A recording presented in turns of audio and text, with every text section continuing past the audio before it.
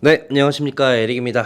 제가 지난번에는 긍정의 황제 롬바론에 대해서 소개를 드리지 않았습니까? 근데 요번에는 이제 반대편에 있는 이제 롬바론이 항상 이제 긍정의 끝을 늘 푸른 소나무처럼 지키고 계시다면은 이 반대로 부정의 끝을 항상 뭐 늘 붉은 소나무라고 해야 되나요? 항상 그 끝을 지키고 있는 제레미 그랜섬의 얘기를 오늘 가져왔습니다. 상당히 이제 한 주 차이로 뭔가 극과 극의 얘기를 전달해 드리는 것 같은데, 네, 오늘 내용들은 이제 최근에 제레미 그랜섬이 한 인터뷰와 제레미 그랜섬의 운용사죠, GMO가 최근에 발간한 리포트를 기반으로 만들었고요. 제레미 그랜섬에 대해서 우선 간략하게 소개를 해드리자면은 38년생입니다. 올해 나이 이제 85세. 금융 업력이 상당히 어마어마하시고요. 아까 앞에서 말씀드린 GMO라는 자산운용사를 창업을 해서 투자 전략가로를 맡고 있는데, 근데 최근에는 점점 이제 회사에 조금씩 덜 관여하고 있다라고 하더라고요. 그래서 가끔마다 제레미 그랜섬과 GMO 의견이 다른 경우가 발생하기는 합니다. 그래서 GMO 같은 경우는 운용자산이 하나로 대략 한 70조 이상이라고 보시면 될 것 같고요. 본인 재산도 1조 원 이상이 넘는 뭐 투자계에서 몇십 년 동안 성공적으로 투자를 해온 거장이라고 보시면 되겠습니다. 제레미 그랜섬 하면은 버블 감별사로 유명합니다. 사실 제가 버블 감별사라고 처음에 별칭을 붙였는데 이게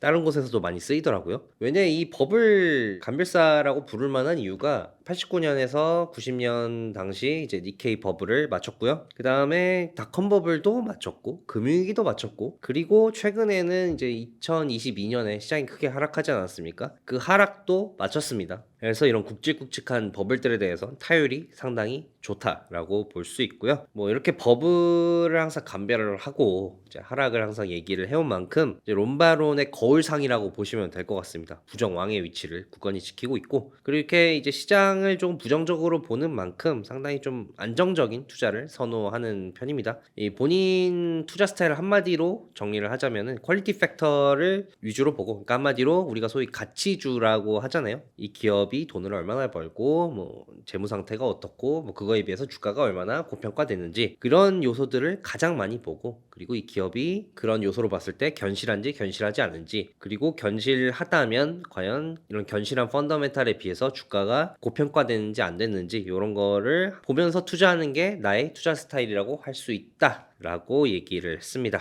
네, 오늘 주요 내용은 이렇습니다. 우선 최근 뭐 이제 침체와 하락 얘기가 많이 나오는데, 이제 제레미 그랜섬은 예전부터 이제 2022년에 하락이 끝이 아니다, 추가적인 하락이 올 거고 경기 침체도 당연히 온다라고 했는데, 시장은 정반대의 모습을 보여주지 않았습니까? 그러니까 이거에 대해서 이 시장이 좋다고 해서 침체나 하락이 없다는 얘기는 아니다. 오히려 역사적으로 봤을 때는 이 항상 침체와 하락은 반전을 동반하더라라고 얘기를 했고요. 그리고 또 이제 이 시장의 관심사 중에 하나가 9월에 연준이 금리 인하를 할지 안 할지, 그리고 또 경기가 안 좋다면은 9월 이전에 긴급 금리 인하를 할지 안 할지, 이거 아니겠습니까? 근데 이 제레미 그랜섬은 과연 금리 인하한다고 호재일까라고 반론을 제기를 했고요. 그리고 이 AI에 대해서도 이 버블 감별사가 봤을 때 과연 AI는 버블인지 아닌지에 대한 본인의 의견을 밝혔습니다. 그리고 이게 어떻게 보면 오늘의 이제 이 피날레라고 볼 수 있는데, 제레미 그랜섬 같은 경우는 지금까지는 이 주식과 경제가 장기 우상향하는 시대를 우리가 살아오지 않았습니까? 근데 이 장기 우상향의 시대가 끝난다, 지난주에 이 롬바론의 얘기와는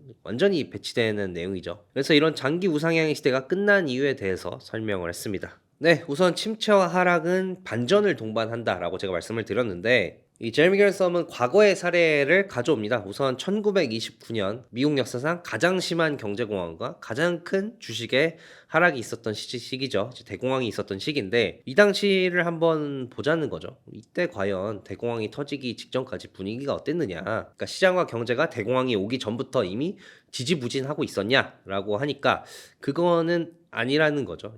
당시 이제 미국의 주가 지수의 이제 PE를 봤을 때 지난 역사상, 그러니까 1929년 이전까지 가장 높은 수준이었다는 겁니다. 그러니까 PER이 높다는 거는 결국에는 시장 참여자들이 지금 기업들이 버는 돈에 비해서 주가를 훨씬 더 고평가를 하고 있다는 건데, 이 말인 즉슨 지금 버는 돈보다 미래에 훨씬 더 많은 돈을 벌 거라고 어떻게 보면 시장은 미래를 긍정적으로 본다는 의미 아니겠습니까? 그리고 이런 멀티플 말고도 실제 기업의 실적 역시도 기업의 이익 성장률도 상당히 높은 수준이었다고 합니다. 그리고 이런 주식 외에도 경제도 상당히 호조였다고 하는데 이때 당시 뭐 산업 생산이 2배 이상씩 증가하는 시기였다고 하네요. 그러니까 제미 그랜섬이 한마디로 이때 당시에 미국은 2000년대, 2010년대에 완창 고성장을 하던 중국과도 같은 상황이었다고 보면 된다라고 얘기를 했습니다. 그러니까 그만큼 이제 막 2000년대, 2010년대 중국처럼 엄청나게 고성장을 하고 그리고 주가도 말도 안 되게 좋고 기업 실적도 계속해서 성장하면서 받쳐줬었는데 이게 하루아침에 갑자기 폭락을 했다는 거죠. 그 전부터 갑자기 경제가 약화가 되고 기업 실적이 약화가 되고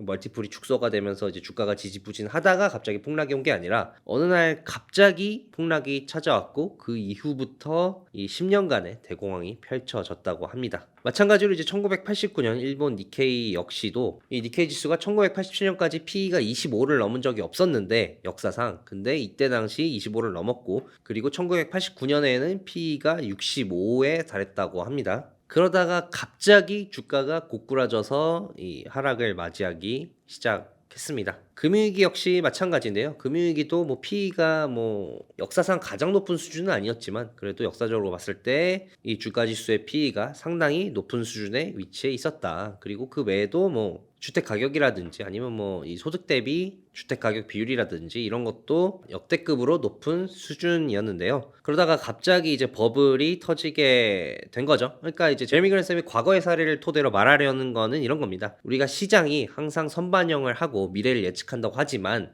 이런 과거의 사례를 봤을 때는 어떻게 보면은 미래 예측을 끔찍하게 못한다. 만약에 대공황이 올 거라는 걸 알고 니케이 버블이 터질 거라는 걸 알고 금융위기가 올 거라는 걸 알았으면은 오히려 그 전부터 시장이 지지부진하고 경기가 침체가 되고 이래야 되는데 어느 날 갑자기 이 버블이 터지고 그리고 침체가 찾아왔다는 거죠. 그렇기 때문에 지금 시장 상황이 좋고 경기 지표가 잘 나온다고 해서 이게 침체가 안 온다는 거는 아니다. 오히려 어떻게 보면 이제 반전을 동반할 수 있는 여지를 제공해 주는 것이라고 볼 수 있다라고 얘기를 했는데요. 그러면 이제 밸류에이션으로 봤을 때 지금 시장, 특히 지금 주식 시장은 어느 정도일까라고 하니까 제레미 그랜섬이 좀 익숙하지 않은 밸류에이션 지표를 가져옵니다. 이게 뭐냐면은 허스만이라는 경제학자가 만든 이제 주가지수 밸류에이션 지표 중에 하나인데요. 이게 이제 총 부가가치 생산 대비 시가총액을 보는 겁니다. 그러니까 총 부가가치 생산이라는 거는 어떤 기업이 생산한 총 생산물에서 뭐 그 생산물을 사용하는 데 쓰는 뭐 원자재 값이나 이런 게 있지 않겠습니까? 그런 이제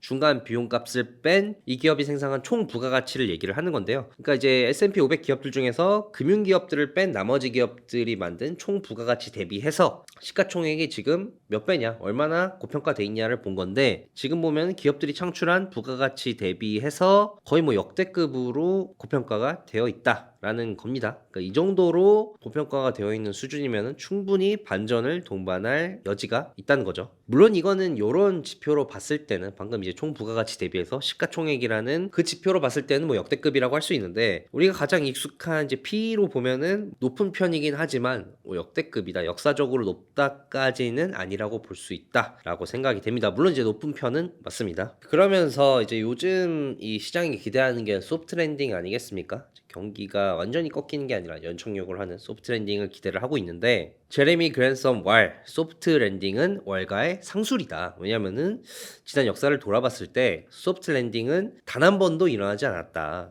뭐 90년대 초반이나 아니면 2000년대에 얕은 침체가 있을지언정 소프트 랜딩은 역사상 없었고 근데 그럼에도 불구하고 월가에서 계속해서 소프트 랜딩이 가능하다라고 하는 이유는 이 상품을 팔아야 되기 때문이죠. 그 상품을 팔려면은 사람들이 시장에 있어야 되는데 그러려면 이제 경기 침체 안 와. 소프트 랜딩이야. 연착륙 할 거야 라고 안심시켜서 계속 시장에 있게 만들어야 되니까 월가의 상술이다 라고 얘기를 하면서 지금은 뭐로 봐도 침체가 올 수밖에 없다라고 얘기를 했는데요. 이 제레미 그랜섬 같은 경우는 침체를 판단하는 가장 확률이 높은 지표가 이제 고용지표라고 얘기를 합니다. 보통 이제 고용지표를 후행지표라고 얘기를 하는데 이제 제레미 그랜섬은 침체를 판별할 수 있는 가장 정확한 지표라고 얘기를 하더라고요. 이제 그 근거로 지난 경기 침체들을 봤을 때 실업률이 50bp, 그러니까 0.5%포인트 상승을 했을 경우에 70% 확률로 침체가 왔고 실업률이 60bp 정도 상승을 했을 때는 거의 뭐 예외 없이 100% 확률로 침체가 왔다. 그러면은 지금은 이제 실업률이 얼마나 상승한 상태냐? 바로 한 70bp 상승한 상태라는 거죠. 그러니까 뭐 과거 사례로 봤을 때는 100% 확률로 침체가 오는 상황에 처해 있다라는 겁니다. 근데 물론 이제 이 실업률이 워낙 좀 낮은 상태에서 출발한 것도 좀 감안을 해야겠습니다만, 뭐 실업률 외에도 이제 과거 또 사례를 보면은 경기 선행 지표가 먼저 꺾이고 그 다음에 인플레이션이 오면은 이건 뭐 여지없이 100% 침체였다. 근데 요번에 경기 선행 지표 꺾이고 인플레이션 오지 않았느냐? 그렇기 때문에 뭐 실업률이라든지 앞서 말한 이제 뭐 경기 선행 지표와 인플레라든지 이런 거를 봤을 때 침체가 안 오려면은 역사적으로 아주 예외적인 상황이어야 된다는 거죠. 그러니까 한마디로 지금은 다르다라는 게 성립을 해야지만 침체를 피할 수 있는 상황이라는 겁니다. 근데 과연 뭐 때문에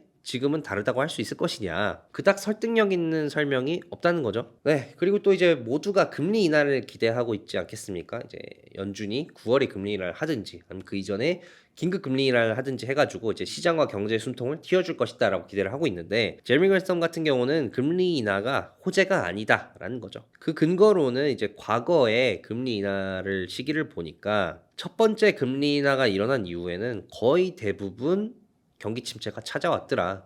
그러니까 첫 번째 금리 인하는 경기가 다시 살아나고 주식시장이 다시 살아난다는 사인이 아니라 어떻게 보면은 경기 침체가 온다는 사인이 될 수 있다라는 겁니다. 네, 그리고 지금 시장을 지탱하고 있는 AI 주식들에 대해서도 얘기를 했는데요. 일단 작년쯤에 제레미 그랜섬이 추가적인 하락이 찾아올 거라고 하다가 시장이 좋지 않았습니까? 23년, 24년. 근데 그거를 보고 제레미 그랜섬이 AI 때문에 시장이 다시 좀 반등을 한 것 같다. 그리고 AI 때문에 이제 폭락이 안 올 확률이 조금 증가했다라고 했는데, 그러면은 지금은 이 AI를 어떻게 보느냐? 이거에 대해서는 완전히 버블이라고는 할 수는 없지만 그래도 위험 요소가 있다라고 얘기를 했는데요.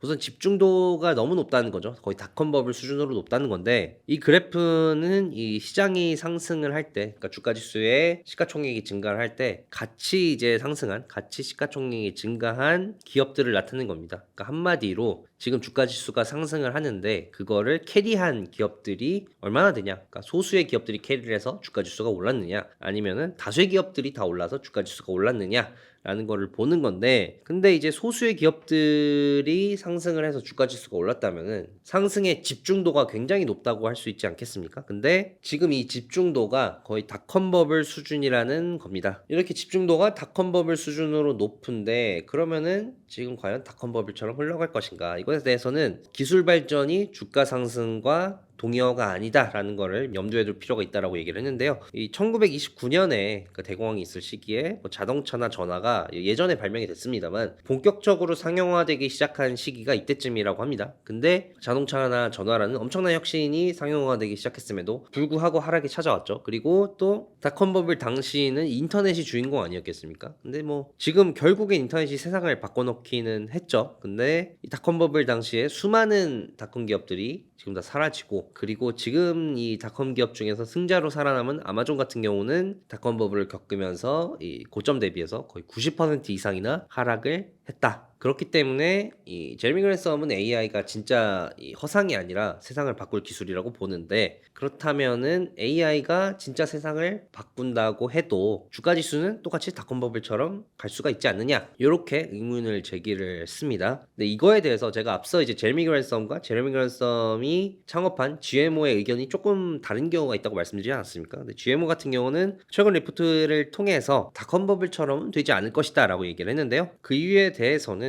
한마디로 닷컴 버블 당시에는 속빈 강정 같은 기업들이 너무 많았던 반면에 지금은 꽤나 기업들이 내실이 있다는 거죠. 우선 이제 멀티플로만 봐도 이 닷컴 버블 당시 이 탑 10 기업들의 PE를 보면 거의 뭐 이 평균값, 중간값이 거의 뭐 60 정도였다. 근데 지금은 한 25, 27 정도다. 이제 멀티플부터 엄청나게 차이가 좀 나고 있고, 그리고 닷컴 버블 같은 경우는 닷컴 버블이 터지기 한 5년 전까지 기업의 가치가, 그러니까 뭐 이제 기업의 매출이라든지 이익이라든지 재무 상태라든지 이런 것들이 매년 한 20% 이상씩 성장을 했다고 합니다. 5년간. 근데 이 기업의 가치 성장이 조금 꺾여서 매년 한 5년 동안 19% 정도로 성장한다고 했을 때 이것도 상당히 높게 성장하는 거죠. 그렇게 가정했어도 P는 여전히 25 이상이다. 그러니까 상당히 좋은 시나리오를 가정을 해도 멀티플이 너무 높다는 거죠. 근데 반면에 지금 이 탑10 기업들, 지금 우리가 소위 AI 기업들이라고 하는 기업들 같은 경우에는 지금 기업의 밸류가 매년 한 19%씩 성장을 하고 있고, 이 성장 속도가 향후 5년 정도 계속 유지가 된다고 하면은 멀티플이 한 12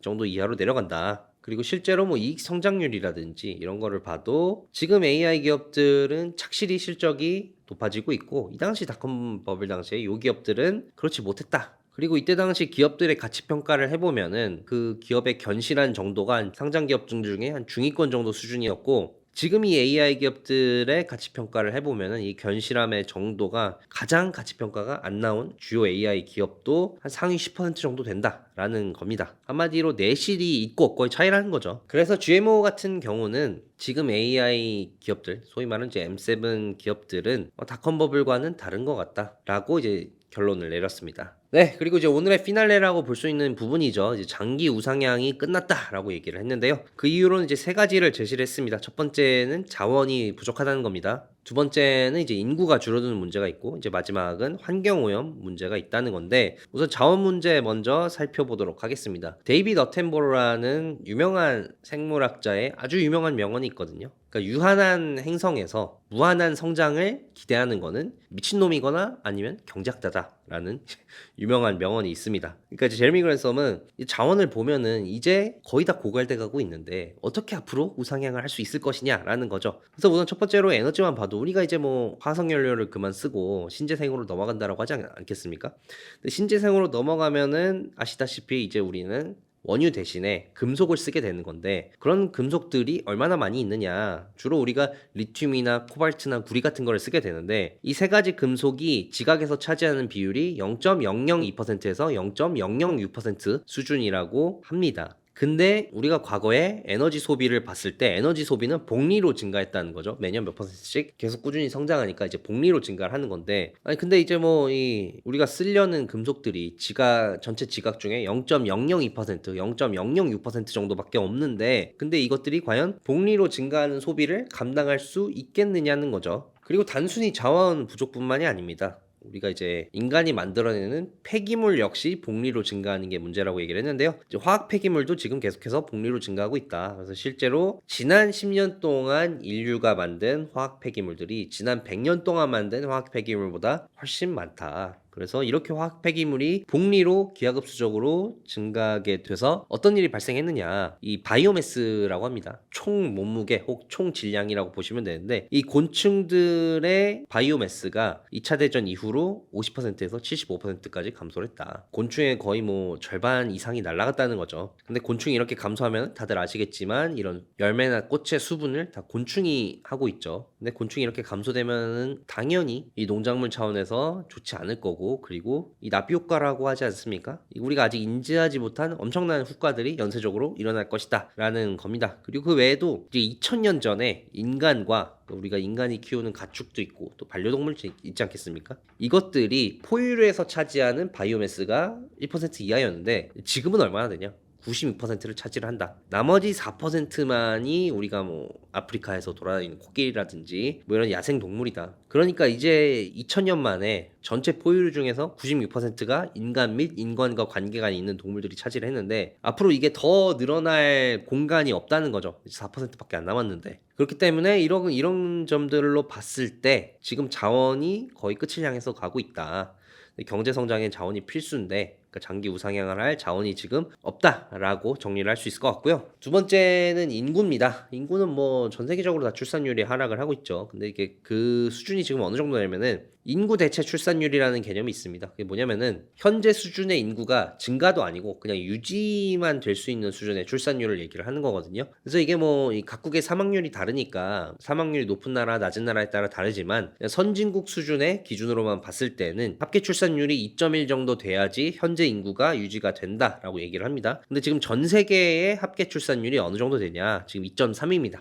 계속해서 하락을 하고 있는데 이 전 세계 합계 출산율이 2.2를 깨면은 전 세계 인구수가 더 이상 늘어나는 게 아니라 이제 감소를 하게 되는 수준의 출산율에 접어들었다라고 보면은 되는데요. 이렇게 아이를 안 낳는 원인에 대해서 제이미 그랜섬은 이제 사회적 요인과 생물학적 요인 두 가지가 있다라고 얘기를 했는데 우선 뭐 사회적 요인은 뭐 우리나라에서 너무 많이 얘기가 되지 않았습니까? 뭐 제가 이 넣은 도표에도 나왔습니다만 뭐 경제적인 이유도 있고 뭐 개인의 삶의 질도 있고 뭐 정말 여러 가지 수십 가지 이유 때문에 아이를 낳지 않고 있다. 근데 그럼에도 불구하고 뭐 경제적인 이유, 뭐 개인의 삶의 질, 뭐 여가 이런 거를 다 띄워놓고 이런 수십 가지 이유를 다 띄워놓고 나는 아이라는 축복을 갖고 싶다라고 해서 아이를 갖자라고 결정을 했어도 또 한 가지 장애물이 기다리고 있다는 거죠. 그게 바로 이제 생물학적 요인입니다. 그러니까 아이를 낳고 싶어도 아이를 낳지 못하는 몸이 돼버렸다는 건데 뭐 저랑은 좀 무관한 얘기입니다만 출협 채집 시대 이후 남성의 정자 수가 60% 정도 감소했다고 합니다. 그리고 2차 대전 이후 매년 이 선진국 기준으로 남성의 정자 수가 매년 1.5% 정도 감소하다가 21세기 들어서 지금은 매년 2.5%씩 감소를 하고 있다고 합니다. 그래서 이렇게 해서 생긴 문제가 지금 한 20년 전만 해도 불임 난임이 문제다라는 개념이 거의 없었대요. 그러니까 불임 난임이라는 개념이 상당히 희박했는데 근데 지금은 이제 WHO의 발표에 의하면은 현재는 지금 전체 부부 중에 15%가 불임 난임이고 이게 지금 계속해서 증가 추세에 있기 때문에 지금 증가 추세가 유지가 되면 20년 뒤에는 전체 부부 중에 3분의 1 이상이 불임 난임 커플이 될 것이다 라고 합니다. 그러니까 이제 아이를 임신하기가 남자와 여자 모두 상당히 힘든 몸이 된 거죠. 그리고 임신도 힘든데 성욕까지 지금 떨어지고 있다. 왜냐면 이제 호르몬 교란으로 인해서 이 남성과 여성 모두 성욕이 저하되고 있다고 합니다. 물론 이거 역시 저와는 상관없는 얘기입니다만 뭐 그렇다는 거고요. 어쨌든 그럼 왜 이런 임신도 하기 힘들어지고 성욕도 저하가 되고 있느냐? 바로 이제 이 화학 오염 때문이라는 거죠. 이제 과불화 화합물, 이제 PFAS라고 하는데 이게 이제 섬유라든지 뭐 이런 것들을 만들 때 생기는 이제 화합물이거든요. 이게 사라지지가 않는데요. 특히 몸에 들어가면 이게 영구히 남게 되면서 몸에 온갖 부작용을 일으키는데 그 중에 대표적인 게 이제 호르몬 교란과 이제 불임 및 난임이라고 합니다. 그리고 미세 플라스틱 역시도 혈관을 돌아다니면서 임신에 영향을 주고 그리고 이 농약 역시도 엄청나게 크게 영향을 미치고 있다. 그래서 뭐 한 실험에 의하면은 이제 뭐 유기농을 꾸준히 먹는 부부하고 그렇지 않고 그냥 뭐 농약식품이라도 계속해서 먹는 부부하고의 그 임신 확률이 거의 몇 배가 차이가 나더라라는 겁니다. 이렇게 지금 이 인류가 아이를 낳고 싶지도 않아 하고 그리고 낳고 싶어도 쉽게 낳을 수 없는 몸이 되어버리고 말았는데 그러면 이 문제가 뭐냐. 제이미 그랜섬 같은 경우는 제가 이전 영상에서도 전해드렸습니다만 지금 인구가 너무 많다. 인구가 오히려 줄어드는 게 이 전체적으로 장기적으로 봤을 때 인류한테도 좋고 지구한테도 좋은데 근데 문제는 갑작스럽게 줄면 안 된다는 거죠. 이제 베스트 시나리오는 한 5에서 6세대 정도는 합계 출산율이 한 1.5%로 하락을 해서 쭉 유지가 되다가 그 이후부터 이제 다시 2.1로 그러니까 이제 인구 대체 출산율이죠. 현재 인구가 유지가 되는 수준인 그 정도로 이제 복귀가 되는 게 베스트 시나리오인데 지금은 이 출산율이 너무 급격하게 줄어들고 있다. 이렇게 급격하게 줄어들면은 당연히 경제도 급격하게 수축이 되고 이 경제가 수축이 됐을 때 가장 큰 문제 중에 하나가 바로 우리가 소위 말하는 ESG라고 하는 이제 기후 위기와 환경 오염에 대해 여기에 투자를 하고 이 기후 위기를 대응을 하고 환경 오염을 대처를 해야 되는데 그럼 경제적 여력이 부족해진다는 거죠. 이렇게 갑자기 인구가 줄어서 경제가 급격하게 수축이 되면은 그래서 이제 자연스럽게 마지막에 이제 기후위기 환경오염 파트로 넘어가는데요. 지금 한마디로 기후위기를 정의를 하면은 시간이 없답니다. 그러니까 기술은 많이 발전했다. 그동안 뭐 이 여러 국가들이나 기업들이 나서서 우리 ESG 하자, 친환경 하자라고 투자를 해서 뭐 신재생 에너지 기술과 실제로 도입하는 법적으로 도입하는 게 모두 다 엄청나게 발전을 했다. 그래서 이거는 상당히 고무적이지만 근데 아직 갈 길이 멀었다는 거죠. 현재 상황에 비하면은. 실제로 피해액이 한 10억 달러 이상, 하나로는 1조가 조금 넘죠. 이 피해액이 1조 원 이상인 자연재해가 1년에 얼마나 발생을 하나 이 그래프를 쭉 그려보니까 지금이 피해액이 1조 원 이상인 대형 자연재해가 역사상 가장 많이 발생하고 있더라라는 겁니다. 그리고 우리가 항상 이제 이 친환경을 얘기를 할 때 가장 중요하게 말하는 게 탄소 배출인데 이 탄소 배출량이 정점을 찍고 한참 줄어도 지금 모자랄 마당에 아직까지도 정점을 찍지 않았다는 겁니다. 그래서 탄소 배출량 그래프를 보시면은 코로나 때 잠깐 떨어졌다가 다시 지금 고점을 회복을 했거든요. 그래서 아직 멀었다는 거죠. 뭐 지금